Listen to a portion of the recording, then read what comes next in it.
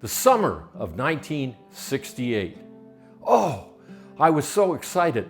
My parents were taking me to England for the very first time, their homeland, where they were raised and where they immigrated from to get to America.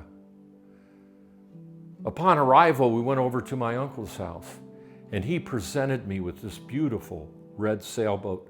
You see, he had had the foresight to know at 12 years old, I was going to be bored while all the adults sat around and caught up on the family news, and friends came over and caught up on more news.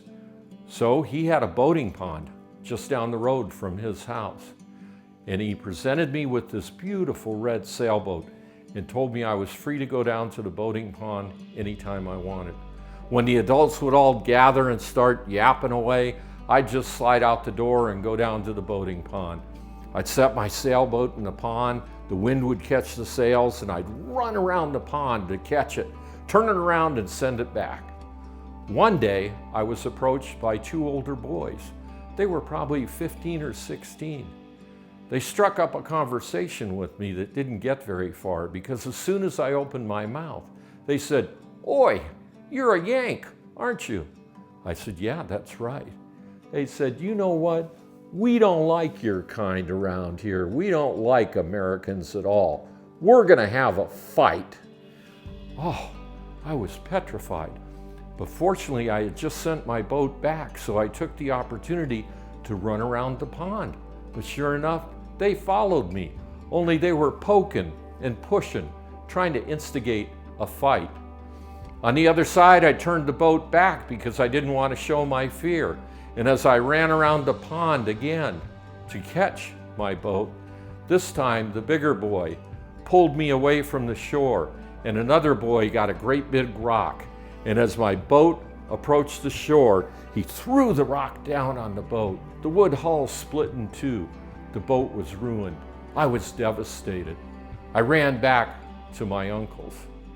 The only reason that I share that story with you is because it would have been very easy for me to carry forward a judgment all my life that British people didn't like Americans. But that's not how I processed it. Even at the age of 12, I thought, they got bullies here too, just like we have in America. But let me ask you a question. Because of past incidences that you've been exposed to, do you have some predetermined judgments about people that dress differently than you, that look differently than you, or have a different accent than you have?